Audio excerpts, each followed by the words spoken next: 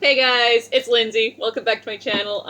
Today's another thoughts video, but this time it's on the first season and the 4 filler episodes of the 7 Deadly Sins, and I'm being joined today by my boyfriend. This is Thomas, but you guys probably better know him as Pheonixshade Gaming. Please go check him out, give him a subscribe, and show him some love. He's got some great content. I try. Not hard, but I try. Just a disclaimer, guys. This is not scripted, and all of our opinions are ours, so, as Stone Cold Steve Austin would say, this is so we can just spew the bullshit on our brain. I couldn't script anything if I tried, because I change it the next day. True. But, go ahead.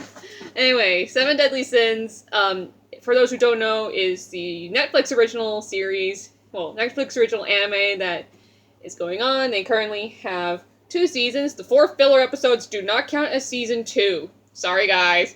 And also, if you have not seen it, spoilers. Alright? So. What kind of spoilers, aside from several badasses of different races? That's true, actually. That's true. Like, come on, you have a fucking giant. Who's a sweetheart. Who's an absolute doll. A immortal elf king, fairy king. Who looks cute, but apparently smells bad when he's fat. And carries around a damn pillow. Yeah, not me. Or me, for that matter. You have a guy that's immortal. Who's also an asshole, but hilarious. He's a hilarious asshole. And a talking pig. Yeah, but talking animals are the best in any anime, because they're usually the ones everyone falls in love with. True, true. And Hawk is no exception. Yep. Who else? We have a wizard, who when you first meet her is in the sluttiest outfit you can think of. But let's face it, if you're going to look at somebody who's going to shoot magic at you, you want to at least look at something nice before you die. True. We have a princess, who's a bit of an airhead. Yeah, but those ones end up being the best. Look at Sailor Moon. She was a princess and an airhead. Yeah, and then she kind of redeemed herself. I don't know. She never stopped being an airhead. Yeah. Even after her daughter showed up. True. And then you got a demon. Who is the kindest-hearted person you'd ever meet and basically will say hi to you before punching you. Yeah, and is also a big, huge pervert. Just ask Elizabeth. Every episode. Every single episode. And then it literally takes Hawk to beat him off her. Yeah, it's actually kind of funny. Every time. Every freaking time. It is just the best. So pretty much our story begins with the Boar Hat. It's like, with the Boar Hat Tavern, where everyone's like, oh, this kid is so, such a great waiter. Meliodas, our main character, just looks at everyone and goes, oh, I'm not the waiter, I'm the owner! Yeah, and he doesn't look any older than 15 years old. 15 or 16. Probably stretch you to 17 if you're lucky. Yeah, but it's anime. I mean, let's face it, a kid could be through 2,000 years old and still look like a kid. True, and he is from the demon race. Yep. And then he's like, and of course, after a while, you find Elizabeth coming in a suit of armor. That is so rusty, it clanks. Very loudly. And this, ladies and gents, is where our story begins. With a princess who's looking for the 7 deadly sins to help save her kingdom from the Holy Knights. We will get to them. And believe me, we have a lot to say about them. I don't know if there's a lot to say. You could pretty much narrow it down to a hand. Pricks, nice guys, bigger pricks, and airheads. Naive people. Okay, that is planned. Told ya. You're an ass. I have an ass, thank you. I'm fat, let me do it. I think the best part from the pilot episode, I'm still calling it the pilot, even though, yeah, it's not exactly the pilot, is that the Boar Hat is basically transported around a giant pig who happens to be Hawk's mom. Yeah, it's a pig that's as big as a towering giant. So think frost giants, if you will. And it's got a bar strapped to its back. I mean, who wouldn't want to be lugged around by that? And I mean, come on, as we saw at the end towards the season 1, it is strong, and Hawk's mom is actually strong enough to pick up Gideon, which is Deanne's sacred treasure. A giant warhammer that, to give it a size, it's a weapon a Gundam could use. And 2,000 pounds. Good fucking luck with that. I don't remember them saying the weight, but I imagine that would probably be it. Yeah, you'd be surprised what I remember. What do you think it's made out of? Steel or brass? Probably both. Maybe copper. I can't tell. It's brown. That's all I know. Yeah, I say it's made from both. We'll go with that. Yeah. The next time, so the next time we see our two heroes, is what I'm calling them at this point until we meet Bon and everybody else. They wind up in Vanya Village, where they find that the town's water supply to make the Vanya Ale has been cut off. Thanks, Gil Thunder! Let's face it, when you first meet him, he's basically a douche, but there's a reason why he's a douche. Yeah, although, let's face it, a dude with pink hair, you can forgive him.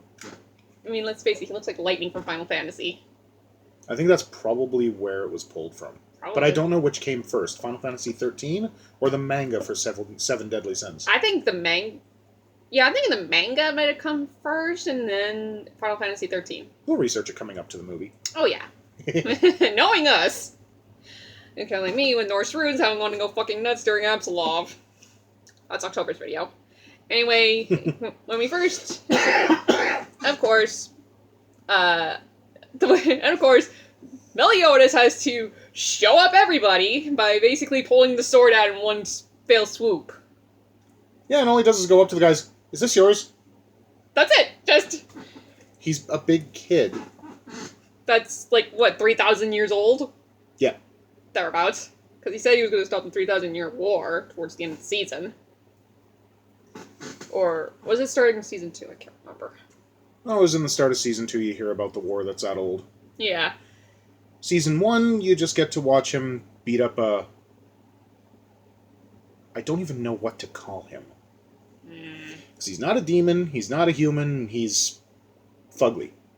I'll go with fugly. Yeah, and the new generation Holy Knights. Once again, we'll get to those in a bit. You're gonna keep rattling that can, aren't you? Yep. Asshole. Don't say it. Yes, I have one. Don't.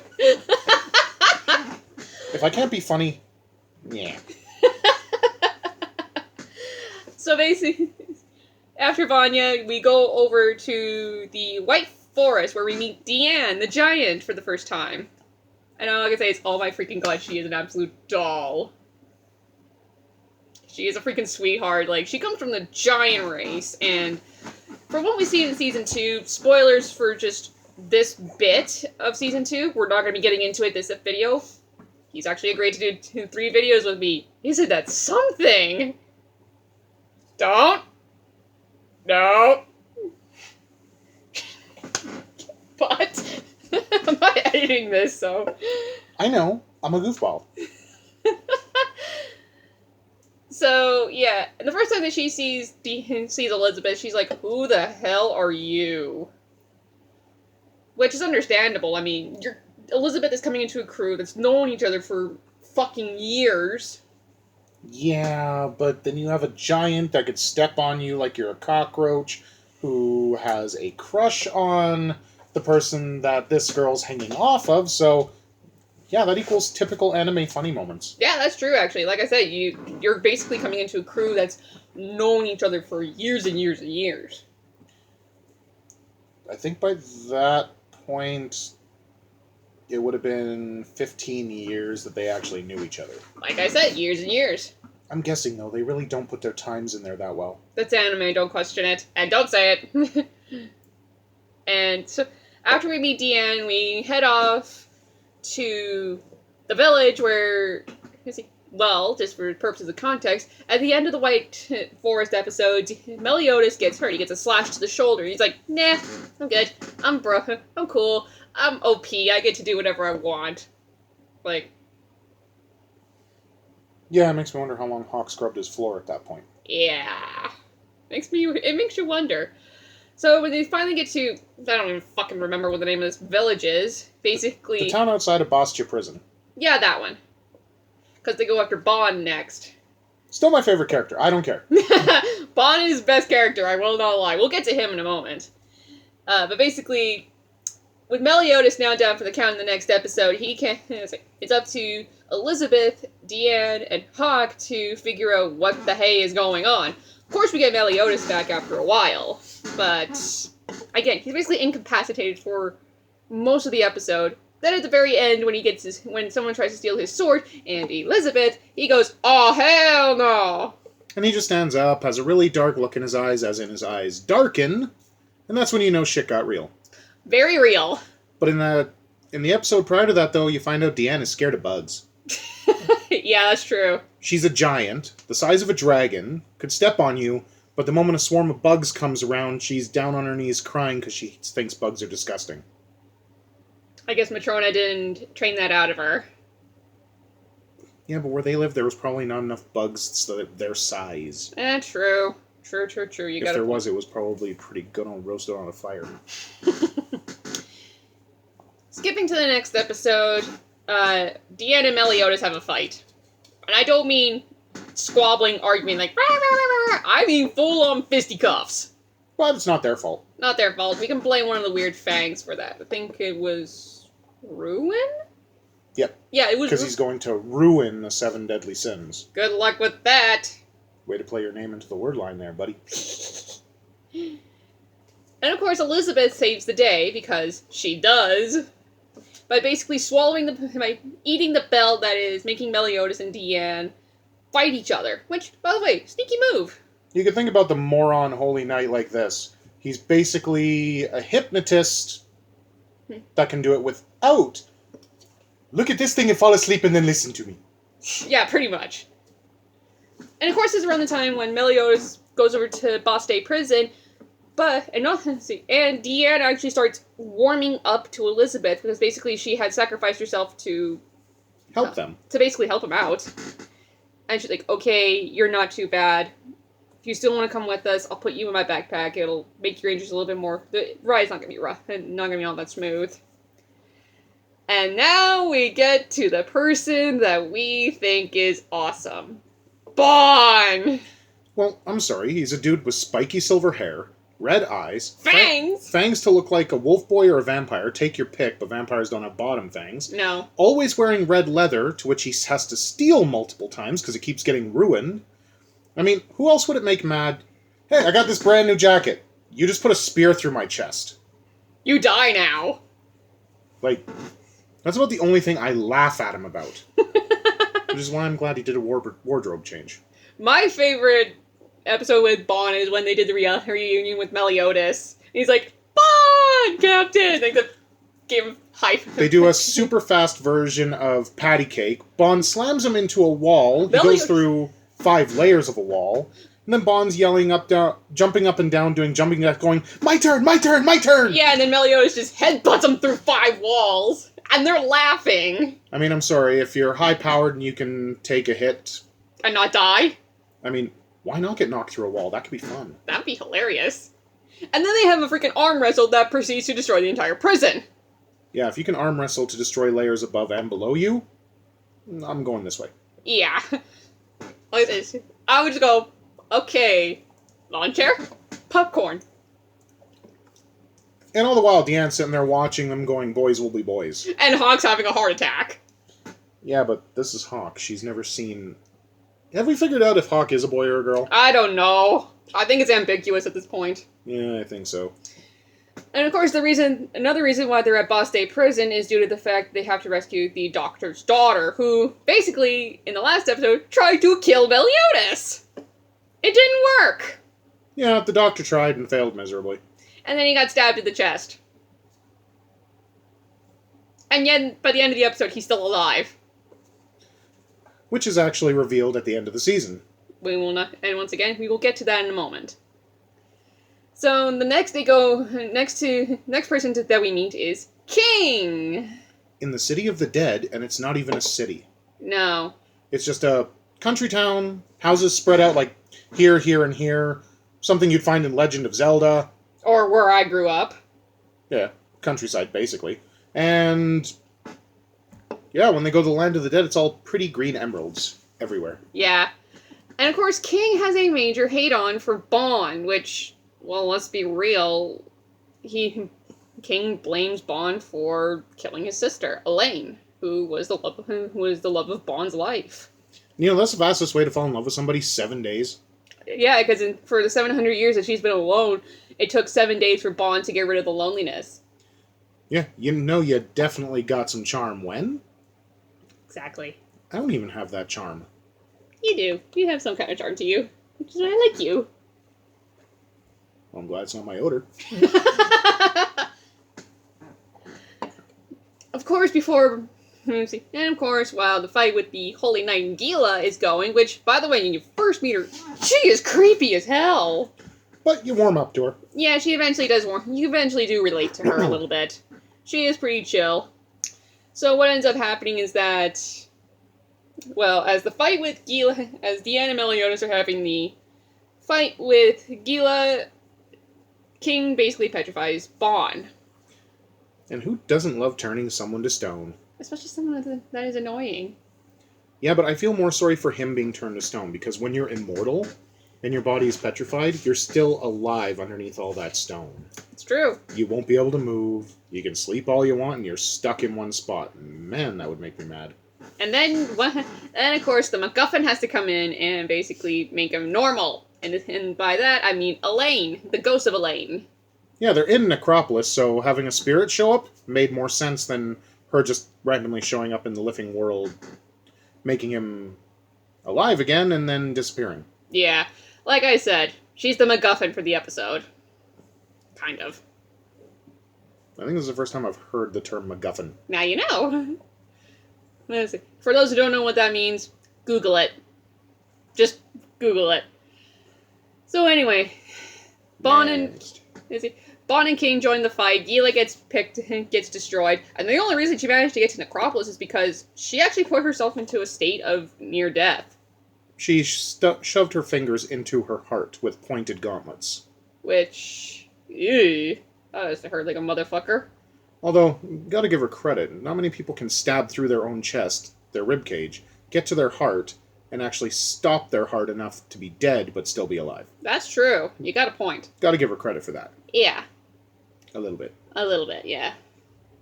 So, of course, I'm glossing over a lot of this because it's a long season.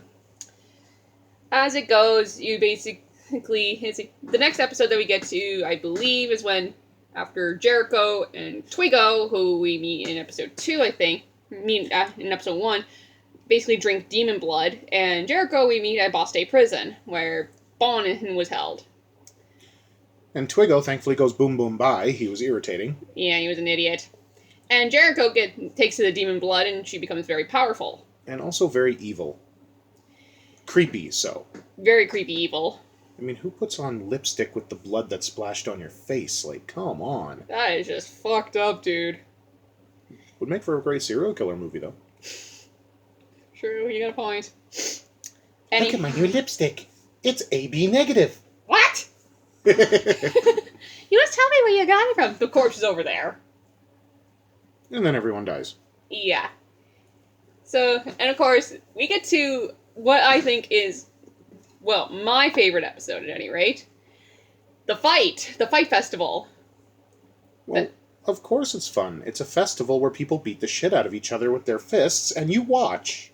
And of course, we get one of the funniest scenes in the show, where Elizabeth and Deanne get shrunk. Yeah, so Elizabeth is riding around in Deanne's bust, while Deanne is wearing her clothing. Yeah, because Deanne is now normal-sized. But still has all of her powers, so there's no negative effects to this whatsoever.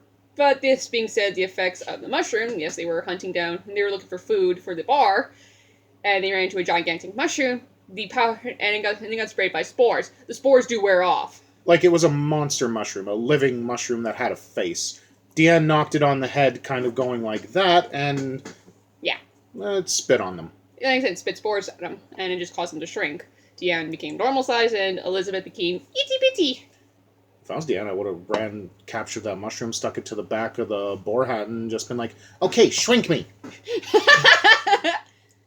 I would. Yeah, knowing you. But I'd have a lot of fun pulling shenanigans if I was the size of a shoe. Oh, these shenanigans. Anyway, before they can get to the second round fights, well, first of all, first round fights, of course, Deanne makes it, but she gets into the thing of, but she goes by the name, Matrona, who we will find out again in season 2. We're saving that for that video. And now we get, let's see. And of course, Meliodas makes it. Fucking obviously. King makes it by the grace of God. He floated on his pillow. Like I said, by the grace of God. I think it was just because he's a chicken shit. Yeah. And of course, Bond makes it. And of course, to go into the second round, they have to fight. Whoever they're paired off with. Deanne is paired off with Hauser, who is another Holy Knight. Well, the first guy that she's paired off with, what is that big dude's name again? That in the second round fights? No, she fights him first, and that's when everyone discovers who she is. The dude with the shield. The dude with the shield. Either way, it's basically a dude that has brown skin. You could almost think of him like he's Hawaiian. And his special abilities... Grimoire! There you go. Grimoire! Yeah, she fights him first. He uses a shield, almost pushing her out of the ring. She breaks it with her knuckles and sends him flying out of the ring about 500 feet. And then Veronica, Elizabeth's sister, goes to find him. And calls him a moron. Yeah. But he's a good moron. And very long-lasting. I'm actually kind of shocked. I'm surprised he's not dead. Oh, I'm not. Then you got... let's see. Then you... King lost to a drunk old man. Yeah, King lost to a drunk. That's because King is weak. And part of the rules of this tournament were you're not allowed to use weapons. You can only use your hands and feet. So he couldn't use his spear. He had to use his actual hands, and he lost to a guy that's not even a drunken master. He's just literally a stumbling drunk old man. And then slaps him across the face and sends him out of the ring. Yeah, that was it. That was it? And then finally you have Meliodas versus Bond. And that fight's rather amusing. You get more backstory as to how they met. You get to see Bond's ability, which can steal the power from somebody else. Physical hunt. I would love to see him go up against Goku at that point. Oh, and Vegeta. No, just Goku. Him and Vegeta would get along way too well. But, yeah, he steals all of his power and still gets beat down like a little... Well, I'm not going to swear. You can, it's my video. Hmm? You can, it's my video. Okay, he gets beaten down like a baby back bitch. Exactly! The triple B. What? I like saying that. But this being said, he almost beat Meliodas until his demon power surfaced, and then literally crushed his wrist and threw him. Yeah, his wrist became the size that of an infant's. That's how crushed. Basically, Bond is... And also, that fight's going on, Bond basically heals himself, which, for the record, he is basically Deadpool. I think he heals faster than Deadpool. A little bit, yeah. Though I do like how they altered his animation as it went on for healing. Because before, he would just all of a sudden, oh, hey, look, no blood. Yeah. Now it steams off of him, which makes sense. Yeah, that's season 2. Yeah, but that's a small change they should have had in season 1. I know. Anyhow, before we get to the... Anyway, third round fights. Deanne versus Hauser. Hauser is a holy knight that controls the wind. He can bring up tornadoes at his whim. Gelthunder can use lightning, Grimoire has shields, Hauser has wind. Which is fun. And he's a freaking gentleman. He will not hit a girl. Like, Deanne has her one button open on her shirt to show her cleavage. She's used to it. And he refuses to fight her like that because it would be a distraction, so he's excessively polite. Yeah. But then again, that just makes him more of a character you want to keep around. Yeah, that makes him a little bit more likable. Although I just don't get why everyone in that show's a drunk. Everyone. Anime logic. Picture Vegeta drunk. Okay, can you imagine that happening? Oh, that would be the best fight ever. Goku and Vegeta drunken fighting. Oh, and Piccolo. Yeah, Piccolo into this mix. I don't know, I think alcohol would kill him because it dehydrates you and he lives off water. Oh, touche. Touche. That would suck. Any hoodle-doodle. Any hoodle-doodles. Kane versus Meliodas, which is the drunk old man that basically beat up King. Very badly, I might add. Again, he slaps him and sends him across the ring. Although when Meliodas fights him, it equals more backstory, Yeah. a heartfelt moment, and then the old man gives up. Yeah. because he was a holy knight from the town Meliodas used to be in, which they touch base on way more in Season 2, so we'll just wait on that one. Yeah, we're not going to touch Season 2 for a while. But they do mention it. It's called Danethal. Yeah, that's where his first love, Elizabeth, was killed. Go figure, right? It's got to be the name. Yeah.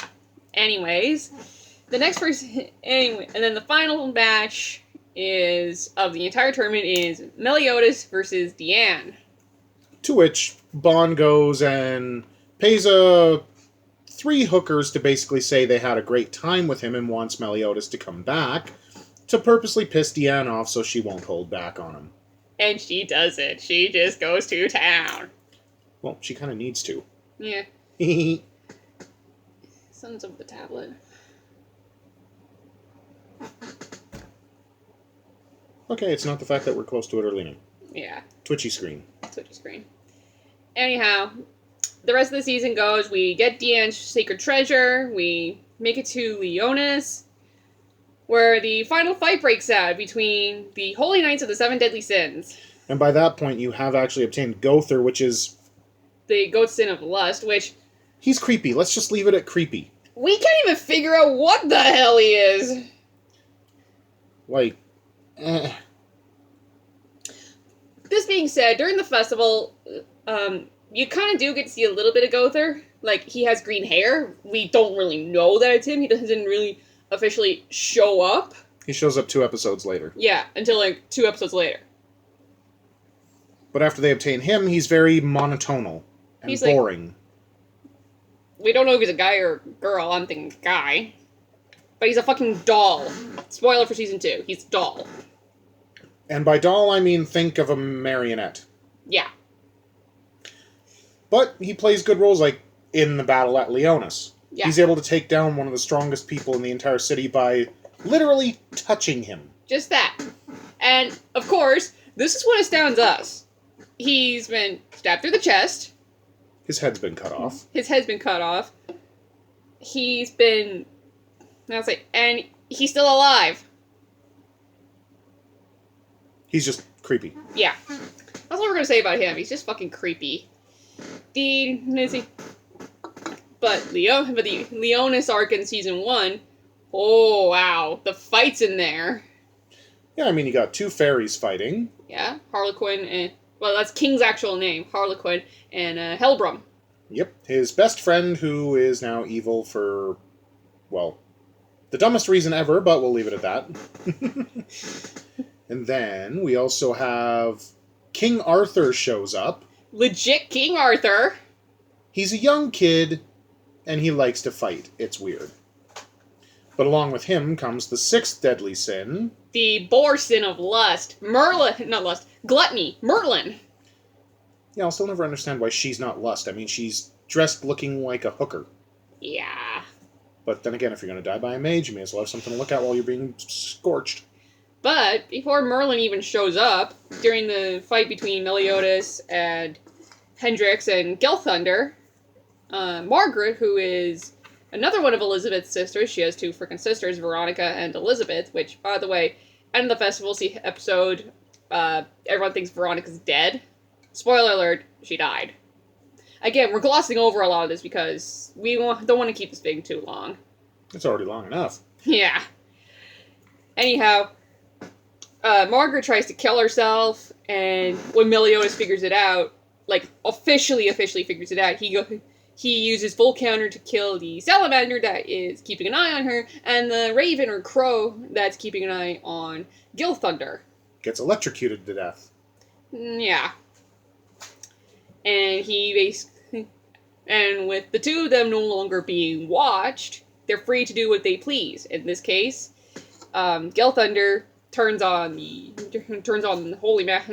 Grandmasters and just goes ham. In other words, Gilthunder becomes a good guy, and let's face it, he's a badass in the entire show. Oh, yeah. The first time you meet him, he's an asshole, but again, he has a reason for it. He's been watched. Yep. So he's got a reason for being an asshole. It was a very clever ploy. And then you get, who else am I looking? See.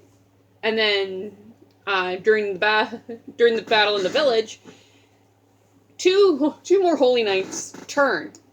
Hauser and, Gila. Because they don't like basically killing people for no reason. Like, the reason that Gila turned is because her little brother Zeal was going to get killed, and Hendrickson said collateral damage. No, that wasn't Hendrickson, that was Helbram. Oh yeah, Helbram said collateral damage, and they did not take kindly to this, and they turned. Because Deanne was severely hurt, as in 3 gigantic holes through her body hurt. As in nearly dead. And even in that state, she still saved Gila's little brother, because she wasn't wanting to hurt anybody. Yeah. And of course, Hauser has a crush on her, and you see that the moment he actually meets her, so it's cute. It's adorable. Beyond adorable. So you can basically... And of course, as Helbram is going up against King, like, at one point... King uses Chastiful, which is his pillow. And spear. And spear. And any other form it could take, including a freaking sunflower. Think Solar Beam from Pokemon. Yeah. Except it's lethal. Oh no, I'm pretty sure it would be lethal in Pokemon too, just no human stands in the way. Yeah, true. So, how did you die? I got killed by a flower. You what? I could just picture that conversation happening. Oh, yeah. But basically, Chastiful turns it to a healing, and turns it to a shield, and anyone that is in that shield, in this case Gila, Hauser, and Deanne, get healed. I think that was Form 6? I don't know. Oh, no, that was Form 8, sorry. Chastiful has 9 forms. See the other hand. Chastiful's got 9 forms, and that was Form 8. So the second that happens, it's game on. Oh, yeah. It is game on. Talk about Demon Ass and then finish it off? Talk about Demon Ass. Yeah. Hendrickson. He turns into a gray demon, but even before we get to that, basically Bog gets chucked through a wall, gets thrown into a wall where the top of his head, like, from here up, is only being shown. And he's staring at a red gelatinous mass. Which just so happens to be a freaking demon that he killed 20 years ago to save the forest. And then he comes out and he's like, "Oh, Hendy, where'd you get that thing?" And then he beats him up with his would you call it nunchucks? I would say nunchuck staff, I don't know. Yeah, some type of 3-pronged nunchuck. Beats him up severely, throws him through the wall, and then you get to see the demon. Yeah. Which still makes him mad because the red demon didn't win in the first place. No. Beats him up again, gets knocked through the floor. Then you see the gray demon, to which Hendrickson injects himself with it and then becomes completely impervious to physical damage. Yeah. But he gets the best creepy music a villain could ever have. Like, best creepy music, villain music in anime. Like, you usually get this in video games, not anime. Yeah. That's true. I need to find the audio track, it's going to be my ringtone. Yeah. Yeah, and then that fight goes on and you find out exactly what Elizabeth is. She's a druid goddess. Part druid goddess, actually. I mean, who wouldn't want to scream at the top of their lungs, shoot out a bunch of white light, and turn a field of barren dirt into flowers without seeds? Yeah. And healing everybody in the process. And the fight, and before the fight between Meliodas and Hendrickson can even get started, he throws a ball of black energy at them. I can't remember what it was called. I know it was... Dark Nebula, I think? No, Dark Nebula was huge. This ball I can't remember the name of. Then Die. I think that's what it is. Well, it's not Then Die. He took the Dark Snow, merged it into one thing, and then fired it at him. I'm not sure if it had a real name, but... Either way, whoever it touches will die by turning into literally black dust. And guess who gets hit? The cute pig. The little piggy, Hawk. But Hawk intentionally walked in front of it to save everybody.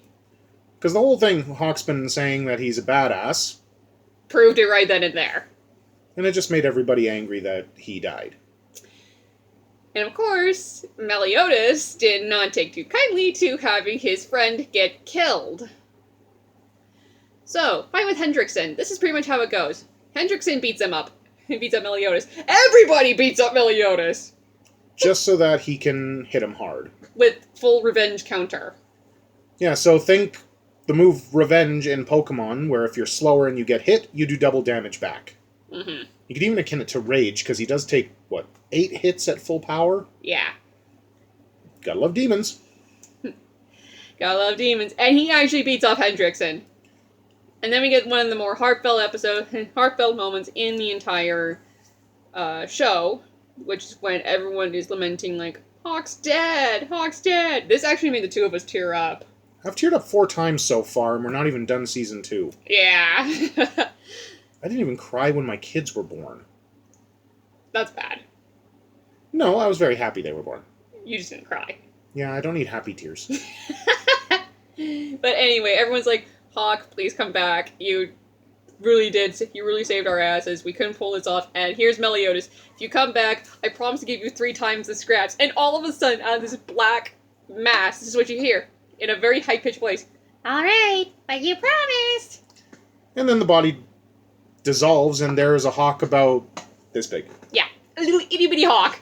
And of course, Bond's facial reaction, which, by the way, go and find that clip. You'll love it. Yeah, Bond has the best facial reactions in the entire series. He literally picks up his hawk, throws him in the air, and he's like, "You're alive!" Poor hawk. Even just revived, gets played around with like a toy. But anyway, guys, this video's gone on long enough. I wanted to put the 4 filler episodes in. We can worry about that later. Yeah.